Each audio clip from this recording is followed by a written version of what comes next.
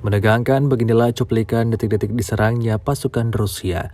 Rekamannya ramai beredar di media sosial Telegram pada Senin 12 Juni 2023. Dapat dilihat di suatu wilayah yang tidak diketahui pasti nama tempatnya, 3 orang prajurit Rusia tampak lari kalang kabut hindari serangan yang diluncurkan musuh.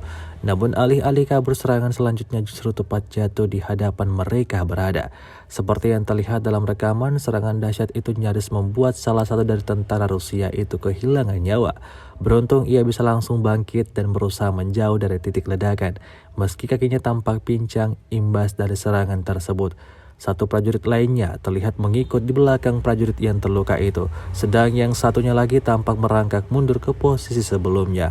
Hingga video ini beredar, beragam komentar dituliskan warganet.